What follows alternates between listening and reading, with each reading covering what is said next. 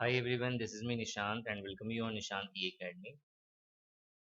ये general accounting principle का part 15 है जिसके अंदर हम लोग बैलेंस शीट देखेंगे कि बैलेंस शीट क्या होता है, किस तरीके से ये काम करता है। लेकिन चूंकि इससे पहले वाला जो पार्ट 14 जो था उसके अंदर हमने सिर्फ ट्रेडिंग अकाउंट ही कवर करा था, प्रॉफिट एंड लॉस अकाउंट हमने कवर नहीं करा था। तो हम लोग क्या करने वाले हैं इस वीडियो में, प्रॉफिट एंड लॉस अकाउंट भी देखेंगे क्या होता है।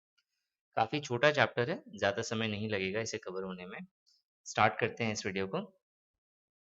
सबसे पहले हमने लास्ट पार्ट में जो पढ़ा था वो था मेरा ट्रेडिंग अकाउंट। बेसिकली जो ट्रेडिंग अकाउंट होता है वो किससे डील करता है, तो ट्रेडिंग से डील करता है। ट्रेडिंग का मतलब क्या होता है सर, तो ट्रेडिंग का मतलब होता है जो कोर ऑफ द बिजनेस है। क्या होता है कोर ऑफ द बिजनेस, तो जो मेन प्रोडक्ट है, मेन प्रोडक्ट है उससे रिलेटेड जितने भी एक्सपेंसेस होंगे और उससे रिलेटेड जितना भी इनकम जनरेट होगा, उसे जिस अकाउंट के अंदर मेंटेन करा जाता है उसे हम लोग कहते हैं ट्रेडिंग अकाउंट। फॉर एग्जांपल अगर मैं लूं, तो जैसे सपोज आपकी शुगर की शॉप है, चीनी की शॉप है। तो बेसिकली जो शुगर की अगर आपकी शॉप है तो आपका मेन पर्पस क्या होगा, तो मेन पर्पस होगा फैक्ट्री से शुगर लेकर के आना और फिर उसे फर्दर अपने कस्टमर्स को बेचना। सो यहाँ पे आपके कस्टमर्स है और यहाँ पे मैन्युफैक्चर हो रहा है शुगर। तो अब देखो, जब आप शुगर फैक्ट्री से आप खरीदोगे तो उस समय आप क्या करोगे, पैसे अपने इन्वेस्ट करोगे, तो वो क्या होगा, एक तरीके का मेन एक्सपेंसेस होगा और उसे फिर अपने कस्टमर को बेचोगे प्रॉफिट लेकर के। तो यहाँ पे क्या जनरेट होगा, तो इनकम जनरेट होगा। तो ये जो है these these are called direct expense और डायरेक्ट इनकम। डायरेक्ट एक्सपेंस क्या होता है, डायरेक्ट इनकम क्या होता है, ये हमने ऑलरेडी पार्ट 14 में देख लिया था। ट्रेडिंग अकाउंट बहुत अच्छे से समझ लिया था। नाउ अगर मैं बोलूं कि इनडायरेक्ट इनकम यहाँ पर क्या होगा, तो बहुत सिंपल है कि अगर जैसे ही जो मेरा शुगर शॉप जो हमने खोला अभी, शुगर शॉप, तो हमने क्या करा, फैक्ट्री से चीजें ली, फैक्ट्री से शुगर खरीदा और फिर उसे फर्दर कस्टमर को सेल कर दिया। अब सपोज करिए हमें हमारी इच्छा हो गई कि हम जो है इसे थोड़े बड़े लेवल पे करें। तो जहाँ विश आ जाता है ना, तो वहाँ पे चीजें जो है बड़ी होने लगती है। फिर हमें लगा कि नहीं, कि कस्टमर जो है एक तो वो हैं जो हमारे शॉप पर आ रहे हैं, हम क्या करेंगे, जो छोटा-छोटा जो शॉप है उसे भी जो है सप्लाई करेंगे शुगर का। तो हम क्या करेंगे, हमें सप्लाई करना पड़ेगा इसे। तो अब आप खुद तो जाकर के सप्लाई नहीं करोगे क्योंकि आप चले जाओगे, फिर शॉप पर कौन बैठेगा। तो आप उसके लिए क्या करोगे, एक सप्लायर हायर करोगे, सप्लायर को रखोगे और उसे बदले में क्या दोगे, सप्लाई करने के पैसे। कि जो है आप सप्लाई कर रहे हो तो हम आपको क्या देंगे, सैलरी देंगे इसकी। तो सैलरी क्या है, सैलरी आपका इनडायरेक्ट एक्सपेंसेस हो गया। क्यों, क्योंकि आप डायरेक्टली जो है, जो मेन जो सोल पर्पस था बिजनेस का, शुगर को सेल करना, तो उसके अंदर ये नहीं आ रहा है। ये बिजनेस को और ग्रो करने में हेल्प कर रहा है। उसी तरीके से अगर आप चाहते हो कि कस्टमर डायरेक्ट मुझे फोन करके मंगवा ले, तो आप आपने क्या करा, एक फोन ले लिया। सपोज ये फोन है इस तरीके से, ठीक है, यहाँ पे ये नंबर कीपैड वाला फोन है, ज्यादा महंगा नहीं है। सो ये फ़ोन है, तो ये क्या होगा, इसका बिल इस तरीके के एक्सपेंसेस के अंदर आएगा, तो आप फिर बोलोगे कि ये इनडायरेक्ट एक्सपेंसेस होगा। उसी तरीके से सपोज़ किसी टाइम आपने 10 बोरी जो है, 10 बोरी आपने चीनी मँगवाई। तो जो मैन्युफैक्चरर था उसने कहा कि सर आपने 10 बोरी ऑर्डर करी, तो हमारा ये आज के दिन का जो है ये डिस्काउंट ऑफर चल रहा था कि 10 बोरी पे 5 बोरी फ्री मिल रहा है जी। तो हम आपको 15 बोरी दे रहे हैं। तो उस समय 5 बोरी जो है उसका उसके पैसे क्या हो गए? अर्न हो गए। यहाँ पे इनकम हो गया। कैसा इनकम हो गया ये? तो इनडायरेक्ट इनकम हो गया। तो जो ट्रेडिंग अकाउंट होता है, इसके अंदर हमने ये देखा था कि हम लोग सारी चीज़ें जो है या डायरेक्ट इनकम या डायरेक्ट एक्सपेंसेस को जो है हम लोग मेंशन करते हैं, उसे रिकॉर्ड करते हैं। डायरेक्ट एक्सपेंसेस को हम लोग क्या करते हैं, रिकॉर्ड करते हैं ट्रेडिंग अकाउंट के अंदर। कहाँ रिकॉर्ड करते हैं, कहाँ पे ट्रेडिंग अकाउंट बनता है, तो ये भी मैंने बता दिया था कहाँ पे बनाते हैं हम लोग, तो लेजर के अंदर जो है हम लोग इसे बनाते हैं। तो उसी तरीके से कोई ऐसा जगह होना चाहिए जहां हम इनडायरेक्ट इनकम या फिर इनडायरेक्ट एक्सपेंसेस को रिकॉर्ड कर सकें। इसके अलावा ट्रेडिंग अकाउंट में हमने एक और चीज देखा था, हमने देखा था कि जो ट्रेडिंग अकाउंट होता है ये क्या कैलकुलेट करता है, तो आप बोलोगे ये ग्रॉस प्रॉफिट या फिर ग्रॉस लॉस जो है वो कैलकुलेट करके हमें देता है। नाउ क्वेश्चन अगेन यहाँ पे ये आता है कि अगर ग्रॉस प्रॉफिट और ग्रॉस लॉस होता है तो इसे फाइनली हम फिर क्या करते हैं, तो इसे हम लोग क्या करते हैं, हमने ये भी पढ़ लिया था कि इसे हम लोग क्या करेंगे, इसे हम लोग finally P and L account, जिसे हम लोग कहते हैं प्रॉफिट एंड लॉस अकाउंट, उसमें ट्रांसफर कर देंगे। कैसे ट्रांसफर करेंगे ये भी हमने पढ़ा था। कैसे ट्रांसफर करते हैं, तो अगर मुझे प्रॉफिट हो रहा है, कहाँ प्रॉफिट होगा, तो ग्रॉस प्रॉफिट होगा। कहाँ पे होगा, तो ट्रेडिंग अकाउंट के अंदर। तो अगर ग्रॉस प्रॉफिट होगा तो हम लोग क्या करेंगे, प्रॉफिट एंड लॉस अकाउंट को क्रेडिट कर देंगे। अगेन बहुत सिंपल है, याद रखना। अगर हमें प्रॉफिट होगा कहाँ पे, ट्रेडिंग अकाउंट में, तो ट्रेडिंग अकाउंट में प्रॉफिट हुआ तो हम लोग प्रॉफिट एंड लॉस अकाउंट को क्या कर देते हैं, क्रेडिट कर देते हैं। अगर हमें ट्रेडिंग अकाउंट के अंदर ग्रॉस लॉस होगा तो उस समय प्रॉफिट एंड लॉस अकाउंट को क्या करेंगे, हम लोग डेबिट कर देंगे। तो ये आपको याद रखना है। अब आते हैं हम लोग प्रॉफिट एंड लॉस अकाउंट में। सो बेसिकली दो चीजें हमें यहाँ पे जानने को मिलती है। एक, यहाँ पे जो कैलकुलेशन होता है वो इनडायरेक्ट एक्सपेंसेस या फिर जो मेरा इनडायरेक्ट अर्निंग है, जैसे हम लोग इनकम भी कहते हैं, इनडायरेक्ट इनकम, तो उससे रिलेटेड चीजों को profit and loss account deal करता है। दूसरा, क्यों बनाते हैं हम लोग प्रॉफिट एंड लॉस अकाउंट, तो हमने ट्रेडिंग अकाउंट क्या बनाया, क्यों बनाया था, तो आप बोलोगे कि ग्रॉस प्रॉफिट या फिर ग्रॉस लॉस निकालने के लिए बनाया था। प्रॉफिट एंड लॉस अकाउंट हम लोग इसलिए बनाते हैं ताकि हम नेट प्रॉफिट या फिर नेट लॉस पता कर सकें बिजनेस का क्या हो रहा है। फिर एक क्वेश्चन ये भी पूछा जाता है कि प्रॉफिट एंड लॉस अकाउंट जो है कब बनता है। तो ऑब्वियस है कि प्रॉफिट एंड लॉस अकाउंट अगर हमें बनाना है बिजनेस का, तो हम कब बनाएंगे, तो फाइनेंशियल ईयर के एंड में।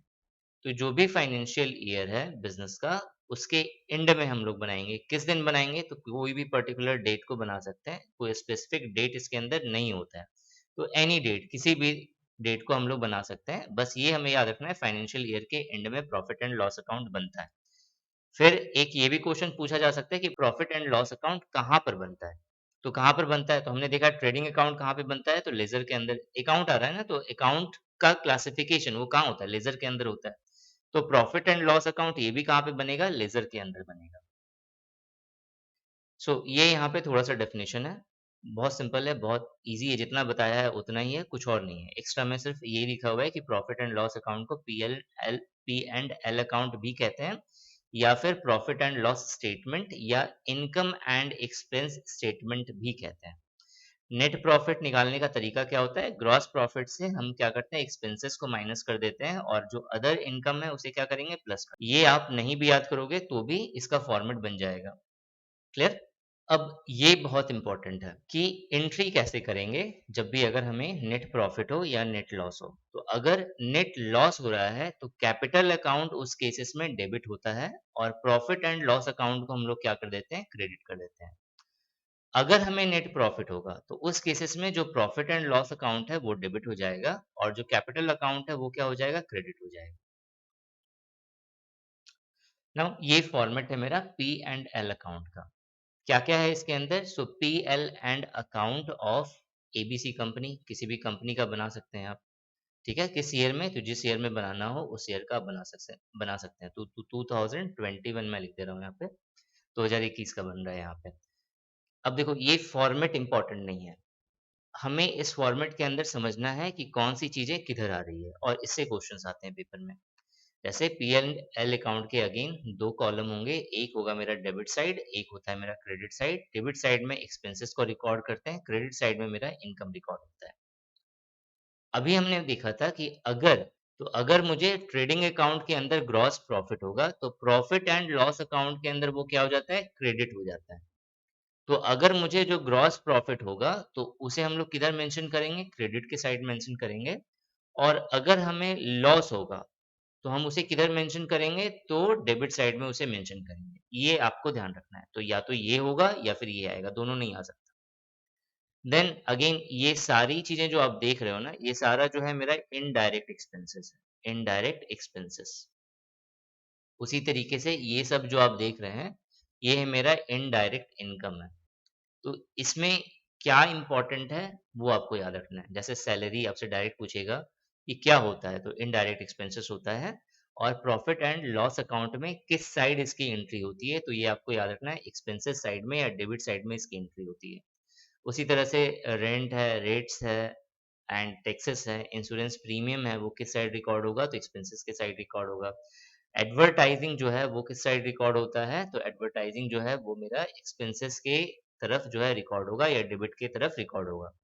अब एडवर्टाइजमेंट की बात आई है तो इसे हम लोग एक और नाम से जानते हैं। एडवर्टाइजिंग का जो एक्सपेंसेस होता है उसे हम लोग कहते हैं डिफर्ड एक्सपेंसेस। कभी-कभी क्या होता है, जब भी हम लोग किसी फाइनेंशियल ईयर में अगर कुछ एक्सपेंस करते हैं तो उसका जो रिजल्ट होगा, उसका जो इफेक्ट होगा वो हमें सिर्फ उसी फाइनेंशियल ईयर में नहीं दिखता, बल्कि उसके बाद आने वाले फाइनेंशियल ईयर में भी दिखता है। जैसे फॉर एग्जांपल कि सपोज करिए कि मैंने मेरा जो ऐप लॉन्च हुआ है उसके लिए मैंने एडवर्टाइज करा। तो जैसे ही मैंने ऐड दिया, तो वो ज़रूरी नहीं है कि मुझे वो तुरंत रिज़ल्ट दे। हो सकता है कि 2 महीने के बाद दे, हो सकता है मुझे 4 महीने के बाद दे, हो सकता है मुझे 2 साल के बाद दे उसका रिज़ल्ट और मिले। अगर हम लोग ह्यूज स्पेंस कर रहे हैं किसी एडवर्टाइज़मेंट के अंदर, तो वो हमें कुछ लंबे समय तक हमें दिखता है। तो इसीलिए उसे कहते हैं हम लोग डिफर्ड एक्सपेंडिचर। क्लियर हो गया यहाँ तक? देन नेक्स्ट है मेरा कमीशन पेड। ये सब याद रखना है आपको। कमीशन पेड क्या होता है? एक तरह का एक्सपेंसेस है। कैसा एक्सपेंसेस है? तो इनडायरेक्ट एक्सपेंसेस है। और प्रॉफिट एंड लॉस अकाउंट में किधर आएगा? तो डेबिट साइड में आएगा। उसी तरह से रिपेयर्स है, बेड डेट्स है, एस्टेब्लिशमेंट चार्ज है, ट्रैवलिंग, एक बार देख लीजिएगा इसे, ये इंपॉर्टेंट है। ना फाइनली क्या करते हैं हम लोग? फाइनली हम लोग यहाँ पे टोटल निकालते हैं। टोटल इनकम इधर और टोटल एक्सपेंडिचर इधर। अगर मेरा टोटल इनकम ज़्यादा है, टोटल एक्सपेंडिचर कम है, तो आप बोलोगे कि मुझे क्या होगा? प्रॉफ़िट होगा। किधर लिखेंगे? यहाँ पे लिखेंगे नेट प्रॉफ़िट। क्या करेंगे हम लोग? दिस माइनस दिस कर देंगे। मतलब total income minus total expenditure कर देंगे हम लोग, तो मेरा नेट प्रॉफ़िट निकल के आ जाएगा। उसी तरह से अगर मेरा एक्सपेंडिचर ज़्यादा हो गया और इनकम कम है, तो उस केसेस में हम लोग क्या करेंगे? इधर माइनस करेंगे। यहाँ पे क्या हो जाएगा? एक्सपेंडिचर माइनस इनकम हो जाएगा और जो निकल के आएगा वो कहलाएगा मेरा नेट लॉस। जो कहाँ पे ट्रांसफ़र होगा ये इम्पोर्टेंट है। कहाँ पे ट्रांसफ़र होता है? तो कैपिटल अकाउंट के अंदर ये ट्रांसफ़र हो जाता है। ठीक है? तो अब ये जो कैपिटल अकाउंट के अंदर ट्रांसफ़र होगा तो इसकी एंट्री बहुत, बहुत, बहुत ज़्यादा इम्पोर्टेंट है और ये लाइनें भी इम्पोर्टेंट है। डायरेक्ट क्वेश्चन पूछेगा कि जो प्रॉफ़िट एंड लॉस अकाउंट के अंदर जो नेट प्रॉफ़िट होता है या नेट लॉस होता है, वो उसे फाइनली कहाँ ट्रांसफ़र करा जाता है? तो आपको याद रखना पड़ेगा कि कैपिटल अकाउंट के अंदर ट्रांसफ़र करा जाता है। देखो, बहुत सारे ज जगहों पे ये बताया जा रहा है ना कि एक क्वेश्चन्स दे दिया जा रहा है और फिर बताया जा रहा है कि ये को इसका डायरेक्ट आप पीएल एंड एल अकाउंट बनाओ, प्रॉफ़िट एंड लॉस अकाउंट बना के दिखाओ। ये नहीं पूछेगा, ठीक है? ऑब्जेक्टिव क्वेश्चन्स हैं तो उस पर बेस्ड चीज़ें पूछी जाएँगी, जैसे इस तरीके की चीज़ें पूछी जाएँगी, कौन-सा किधर आ रहा है, किसे किधर किसे किसे हम लोग क्रेडिट करेंगे, किसे डेबिट करेंगे। तो बनाने मत बैठ जाना कि मुझे क्वेश्चन्स करना है, मुझे सीखना है कि कैसे एंट्री करते हैं, ठीक है? सीए नहीं कर रहे हो आप लोग। सो ये क्लियर हो गया आपका यहाँ पे। आगे हम लोग देखते हैं, आगे क्या है? अब देखो ये ट्रेडिंग अकाउंट और and profit and loss account में डिफरेंस है। जितना मैंने बता दिया है ट्रेडिंग अकाउंट, जितना मैंने बता दिया है प्रॉफिट एंड लॉस अकाउंट, उससे बाहर आपको कुछ नहीं मिलने वाला पेपर में। जो चीज़ें आपकी ई बुक के अंदर है, आप उसे एक बार रीड कर लीजिएगा। इस पीडीएफ में अगर आपको लगता है कि कुछ इंपॉर्टेंट मैंने डाला हुआ है, तो ये पीडीएफ आपको टेलीग्राम चैनल के ऊपर मिल जाएगा। आप टेलीग्राम से उसे डाउनलोड कर लीजिए, बहुत सिंपल है। लिंक आपको डिस्क्रिप्शन में गिवन है। अगर आपने ज्वाइन नहीं करा है टेलीग्राम चैनल, तो आप ज्वाइन कर लीजिए। अब आगे देखते हैं हम लोग। नेक्स्ट आते हैं हम लोग बैलेंस शीट पर। बैलेंस शीट क्या होता है? तो देखो बैलेंस शीट समझने से पहले थोड़ा-सा हमने जो फाइनेंशियल स्टेटमेंट वाला जो टॉपिक करा था उसे उसे एक बार रिवाइज़ कर लेते हैं। हमने ये देखा था कि जो फाइनेंशियल स्टेटमेंट हम लोग प्रिपेयर करते हैं, वो बेसिकली जो फाइनेंशियल स्टेटमेंट होता है वो 2 तरीके का होता है। एक जिसे कहते हैं हम लोग इनकम स्टेटमेंट और दूसरा होता है मेरा पोजीशन स्टेटमेंट। मैं फिर से लिख के मैं समझा देता हूँ। जो हमने ये देखा था कि जो फाइनेंशियल स्टेटमेंट होता है, वो बेसिकली 2 टाइप का होता है। एक जिसे हम लोग कहते हैं इनकम स्टेटमेंट। स्टेटमेंट मतलब एक ऐसा स्टेटमेंट जो हमें बिज़नेस का कितना इनकम हो रहा है, उसके बारे में बताता है। और जो दूसरा होता है, उसे हम लोग कहते हैं पोजीशन स्टेटमेंट। जो दूसरा होता है, उसे हम लोग कहते हैं पोजीशन स्टेटमेंट।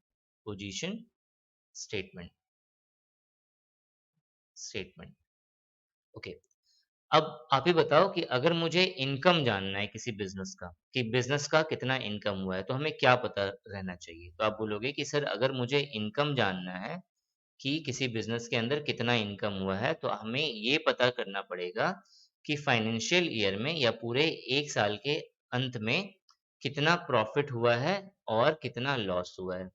तभी पता चलेगा ना कि अगर प्रॉफिट हमें पता चल गया कि सपोज़ 50,000 का प्रॉफिट हुआ है, तो उस बिज़नेस का इनकम कितना है पूरे साल भर का? तो 50,000 सिंपल, क्लियर?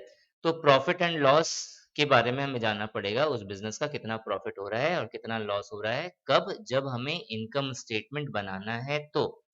तो यानी फाइनेंशियल स्टेटमेंट के अंदर जो इसका जो फर्स्ट पार्ट है इनकम स्टेटमेंट, इसे बनाने के लिए जो हमें बनाना पड़ता है एक्चुअली अकाउंटिंग के अंदर, वो हमें क्या बनाना पड़ेगा? तो ट्रेडिंग अकाउंट बनाना पड़ेगा और साथ में पी एंड एल अकाउंट बनाना पड़ेगा। Trading account and P L and account बनाना पड़ेगा। ये दोनों बनाएंगे तभी हमें पता चलेगा कितना प्रॉफिट हो रहा है और कितना लॉस हो रहा है। क्लियर? तो अगर डायरेक्ट आपसे क्वेश्चन पूछा जाए कि इनकम स्टेटमेंट बनाने के लिए किस अकाउंट की ज़रूरत पड़ती है और आपके पास ऑप्शन है, तो आप आराम से उसमें ढूँढ सकते हो trading account and PL and L L account. Next जो है वो है मेरा पोजीशन स्टेटमेंट। पोजीशन स्टेटमेंट हमें बिज़नेस का करंट पोजीशन बताता है कि बिज़नेस की क्या स्थिति है। बिज़नेस की क्या स्थिति है मतलब फ्यूचर ग्रोथ क्या हुआ है बिज़नेस का।